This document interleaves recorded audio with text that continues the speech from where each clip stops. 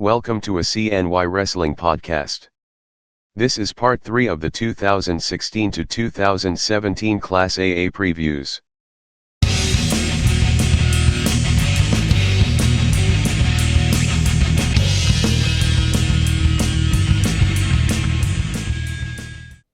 Hello everyone, and thank you for joining me once again in the 2016-2017 Section 3 Class Previews.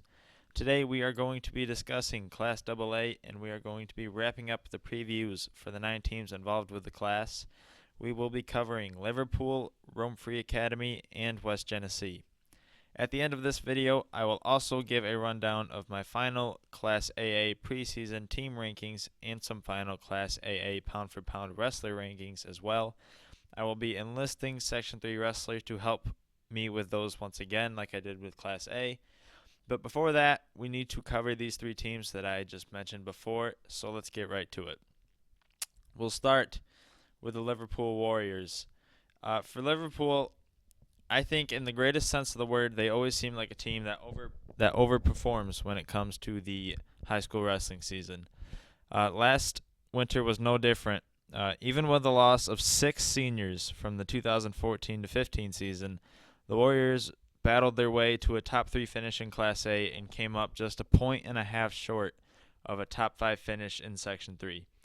A big reason for that was Liverpool's 3 sectional finalists, and while 2 of those 3 have graduated from high school, the youngest remains on the Warriors. That man is sophomore Christian Bradshaw, who ran the table at 106 pounds to become a sectional champion and is one of the best young talents in Section 3 Division 1. Honestly, heading into the 2015-16 season, I don't think there was hardly anyone betting on Bradshaw standing on the top of the podium in February for Section 3. Bradshaw had gone just 12-19 as an 8th grader and missed the sectional tournament altogether, so the expectations really weren't that he'd be representing Section 3 in Albany just a year later. That is what happened, though, and even more impressive is that Bradshaw won the 106-pound Section 3 bracket after wrestling nearly his entire season at 99 pounds, so he bumped up a weight class a year after not even wrestling at the sectional tournament, and then won sectionals at 106 pounds. It was incredible to see, and he was really kind of an underdog throughout the whole postseason that impressed a lot of people. It's those types of facts that make Bradshaw a name to watch out for this winter and for winters to come. Like I said, he's only a sophomore. For many Liverpool wrestlers, though, this upcoming winter will be their last one in burnt orange and navy. There's a good group of seniors here, guys like Zachary Kersey, Jerry Nash, Zachary Eason, Dylan Wallace, and Will Ronan are all seniors. All 5 guys have been and will be an important part of Liverpool's success this year. It's safe to say Wallace and Nash have been the 2 most successful of the senior group. Wallace has made the sectional tournament every year since he was an 8th grader, and Nash has been top 3 in Class AA twice and top 5 in Section 3 once, while also proving to be a tough regular season wrestler as well. He has picked up some wins over some very impressive wrestlers in the early parts of the season. Eason and Ronan, meanwhile, they really turned it on last year after they both won 20 matches and were top 5 in Class AA. That leaves Kersey, who's a middleweight that's slowly been improving every year since he was a freshman and really seemed like he was starting to turn a corner last season. I think it was at 152 pounds. I think Liverpool is going to be tough like they always are. They did lose a lot of senior talent once again over the summer, but considering that they lost talent before and they brought the Colonial League Championship with Baldwinsville down to the last match last season in a dual meet, you can bet the Warriors are hungry as a dual meet team, as an individual team, and I think they're going to be just fine once again. I do have them dropping a spot in the Class AA rankings that I have for the preseason. They were 3rd last year. I'm going to have them 4th just because I think they're going to be just fine even though they lost talent. I don't think they have quite the power to keep up with the top 3 teams, Baldwinsville, Central Square, and CBA-JD. But I think that Liverpool is going to be fine. I think Bradshaw is going to be great. I think Nash is a guy that could very well be a strong contender in whatever weight class he ends up going. And like I said, there's all these other seniors too with Kersey, Eason, Wallace, and Ronan. So Liverpool's going to be just fine. Now we'll move on to Rome Free Academy, the Black Knights. The bad news for RFA is that they lost their 2 highest placing wrestlers to graduation. But the good news for them is that they had only 3 main seniors on the roster and 3 juniors last season. So a majority of their talent is young and ready to help the Black Knights succeed in this year and in future years. For example, Wally Wright Jr. immediately impressed people by winning over 20 matches and qualifying for the Section 3 championships as a 7th grader. He's got 5 more years on RFA if he wants them, and Wright did so at 126 pounds, which is typically a tough class and a class that not a lot of 7th graders wrestle in or succeed in. But he was able to do that, and 78% of his wrestled victories were by pinfall. So he's definitely going to be back looking to impress again, as will juniors Darren Arbs and Spencer Pisaneschi. Pisaneschi immediately catches the eye with losing in the Class AA finals by just 1 point, ending up a runner-up there, and then taking 3rd at Section 3 a week later. But Arbs is an improving talent in his own right that has qualified for sectionals before, so both of those guys are guys to keep an eye on. Cow 2 assumes the role of senior leader on the team after his most successful season to date. It featured place finishes at the Anderson Memorial Tournament, the Center States League Tournament, and the Leo J. Salmon Tournament, where he was actually the runner-up. 2 also won his first match at sectionals, so now he's gotten that goal out of the way, and the next step is for him to place at the tournament. The same can be said for Wright Jr., who went 1 and 2 at sectionals along with 2. But something else I think has to be said for Pisaneschi, because he was 3rd. He was at 285 pounds, and he won nearly 30 matches as a sophomore. The weight he's likely to return at 285 also has the champion and runner-up from the Section 3 tournament returning as well. So a year can make a big difference, and it'll be interesting to keep an eye on just how well he can follow up his stellar season from last winter, and if he can improve on his finish in what's a underrated weight class, I think. But to wrap it up, I think the Black Knights have been improving as a dual meet team for a couple of years now, and with a young team and hopefully a roster of about the same size from last year, I think those improvements could continue this winter. I have them in 7th for my preseason Class AA rankings, which is where they were last year. So I think that even with the loss of a couple of guys, that they're going to come back with their young talent. Guys like Wright Jr. and 2 looking to place higher. Pisaneschi, if he could just, can pick up right where he left off, that'll really help him out. So that's where I have RFA. Moving on now to the last team in the Class AA previews were the West Genesee Wildcats. This upcoming season should be an interesting one for West Genesee. The Wildcats are 2 years removed from their most recent sectional champion, and they find themselves the unfortunate victim of a solid graduating class. So a lot of signs point towards the dreaded rebuilding year, but in hindsight, looking at the upcoming season, that way may not be too much of a negative for the Wildcats, because everyone on the team who could make some noise this year, I think, could also come back for next year, 2017 to 18, and do the same. It starts with Griffin Sasso, who's a junior. Heavyweight, he impressed. He went 3-1 and took 3rd at the Class AA tournament. And it was a season after he only actually wrestled 3 varsity matches, I believe. He ended up losing to the number 1 seed and then dropped a 6-0 decision in wrestleback. So that ended his day at the sectional tournament. But when considering the returning class from last year for the Wildcats, Sasso is the most successful one. If you look back to 2 years ago, though, look back at 2015, the most successful returner would be sophomore Cole Wade, because as an 8th grader, Wade wrestled at 106 pounds. He nearly got 20 victories, and he was 3rd in classes and 4th in sectionals. That success did not appear to immediately transfer over to his freshman season. He had a few struggles when he jumped up to 126 pounds last winter, but he still took 4th in Class AA. He seemed to figure it out when he needed to, even though he eventually got knocked out in the pigtail round at sectionals this time around. So the jump in weight Certainly could have been what threw weight off his game a little, just because of how successful he was as an 8th grader. This season may see him return to form now that he has some experience at a higher weight. And then I think completing a decent trio of returning Wildcat talent is another sophomore in Brady Ryan. Ryan picked up some good victories and wrestled some good matches in his freshman year, and by the end of the season, he wound up with a chance to qualify for sectionals against a guy he had previously beaten in the regular season. He ended up losing that match at classes, and then the guy he lost to ended up taking 4th a week later. It was actually to Tyler Patrick from Baldwinsville.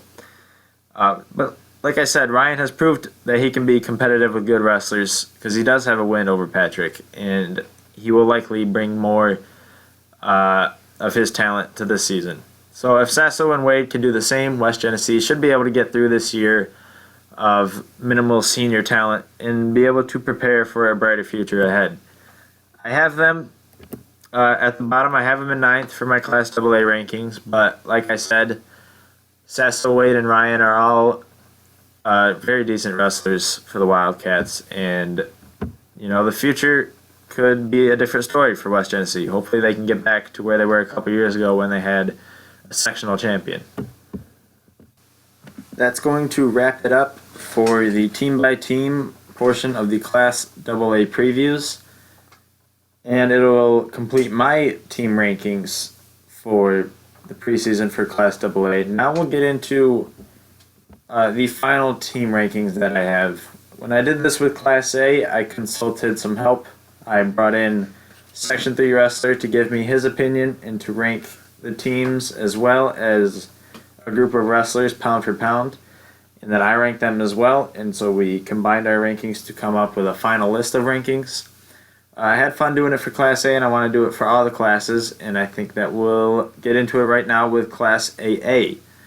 Starting for the team rankings, the number 1 team we both agreed will be the Baldwinsville Bees. The Bees bring lots of depth, they bring lots of contenders, and so we both see Baldwinsville earning another Class AA title. We don't think it'll be easy, especially because we couldn't decide on who to rank as the second best team. I had Central Square second, and then he had CBAJD second.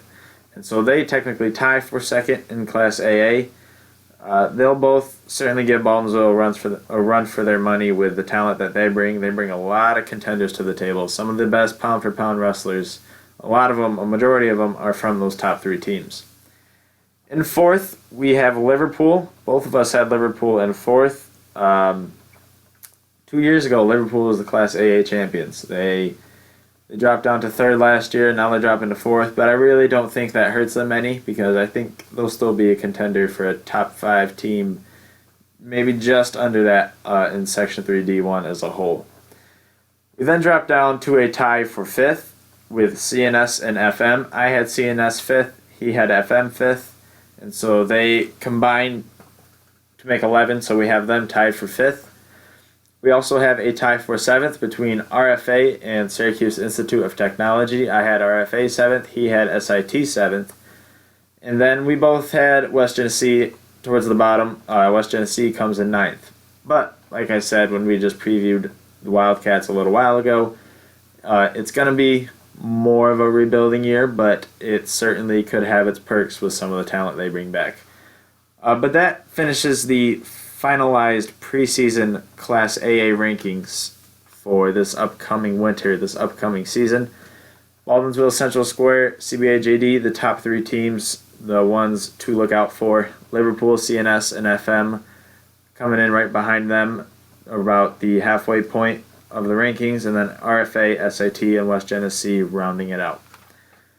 Now that we've done the team rankings, we'll get into the pound-for-pound rankings. This is something that's really fun to see how me and SectionIIIWrestler compare with our thinking of who is best pound-for-pound. The wrestlers that we used to make these rankings, from CBAJD, there was Matt Griffin, Jonah Cavallo, and Garrett Bauer. From Central Square, there was Max Edmond, Phoenix Webb, and Isaac Havens. From Baldwinsville, there was Jeremy Pond, David Rush, and Dan Fawaz, and Jake Naples. From Liverpool, there was Christian Bradshaw, and from CNS, there was Nathan Osborne. FM did not have anyone that we used, but they still have like the guys that I covered. They have Dwayne, they have Florzik, they have Ali Salem. They have some very good guys on that team. RFA, they've got some young talent. Wally Wright Jr., they have Spencer Pisaneschi, who was third in the section, but we didn't have them in the top 12. SIT has some guys that we talked about, Najir Dean being one of them. In West Genesee, we talked about Cole Wade, Griffin Sasso, Brady Ryan. They have their own fair share that we just didn't think quite matched up pound for pound. We used the 12 wrestlers that I listed just a little while ago to make our rankings. In topping those rankings from CBA JD is the defending 99-pound Section 3 Division I champion and defending third-place finisher at the New York State Tournament, Matt Griffin. We both had him first, and so he will top our preseason Class AA pound-for-pound rankings. Right behind him is Max Edmond from Central Square, another defending Section 3 champion. We both had him in second, and then his teammate Phoenix Webb, who is also a defending Section 3 champion, we both had him in third. And then rounding out the Central Square trio, we had Isaac Havens. Both of us had him in fourth. Havens was runner-up, but he also went 2-2 at the New York State Tournament. And so that really pushed him up in our rankings. And look at that trio for Central Square. They take up second, third, and fourth in terms of pound-for-pound rankings in Class AA. Now, for fifth place, I had Jonah Cavallo in fifth. Section 3 Wrestler had him in sixth, but when you add those up, he still came in for fifth, putting two CBA JD wrestlers in the top five. I think it's interesting to note that there's no Baldwinsville wrestlers in the top five of our pound-for-pound rankings for Class AA. But the fact that we both had Baldwinsville as the top team shows just the amount of depth that the Bees have on the roster and just the really talented guys that CBA JD and Central Square bring to the table. But coming in 6th and 7th are two Baldwinsville wrestlers that we have tied for 6th, Jeremy Pond and David Rush. I had Pond in 6th and then Rush in 8th. Section 3 Wrestler had Pond in 7th and then Rush in 5th. And so they tied for 6th in the finalized rankings. Coming in what is 8th place then is Liverpool's Christian Bradshaw, the defending 106-pound Section 3 D1 champion from Liverpool. I had him 9th. Section 3 Wrestler had him 8th, so he combines for 17, which is one better than CBA JD's Garrett Bauer, the 113-pound runner-up from last year. I had him in 7th. I thought him making the finals was very impressive and pushed him up in my rankings. Section 3 Wrestler had him in 11th, which is a solid ranking as well. So he comes in 9th place. Rounding out the top 10 is another runner-up, this one from Baldwinsville, Dan Fawaz. I had Fawaz rounding out my top 10. Section 3 Wrestler had him a spot up in 9th. Fawaz was the runner-up at 182 pounds last year and showed that he can really win the matches that he needs to. If you look back at his class and sectional tournaments, he was able to win the close matches that he needed. Rounding out the pound-for-pound rankings are two honorable mentions. When we did Class A, we had a three-way tie for 10th. And now that we did Class AA, we actually do have the honorable mentions. The first honorable mention is Jake Naples from Baldwinsville. I had him as the first honorable mention, 11th in my rankings. Section 3 Wrestler actually had him cracking the top 10 in his, so he combines for 21. And then rounding out the pound-for-pound rankings is Nathan Osborne of CNS, a really talented lightweight that impressed me a lot last year and came very close to winning the Class AA tournament and making the finals at 106 pounds for the section. We both had him as our second honorable mentions, and that's where he is in the finalized rankings. And so that concludes our preseason pound-for-pound Class AA rankings. We also concluded our preseason team rankings for Class AA, and that is going to conclude the 2016-2017 Section 3 Class AA previews. I hope that you enjoyed it. I hope that you enjoyed the other two parts for Class AA, and I hope, as always, to see you next time for when we start off with Class B. I'm excited to get into the D2 side to do Class B. We're going to be covering Camden, Central Valley. We're going to be talking about Cortland and Chittenango as well. Right off the bat, we're going to be doing 3 parts still for the D2 classes, but we're going to be doing 4 teams in each instead of 3. So it'll be a little longer. I still want to get all the content in for each team. I don't want to really shorten that, but they shouldn't be too long, and we'll still be able to get someone back on to schedule with them. So, like I was saying, I hope you enjoyed this. I hope that you are looking forward to the Class B previews, and I hope to see you next time. Check out interviews with Baldwinsville's Jeremy Pond and Cortland alum Isaiah Brookman, also known as Section 3 Wrestler, in the CNY Wrestling forums. Check back on either October 19th or October 20th for Part 1 of the Class B previews.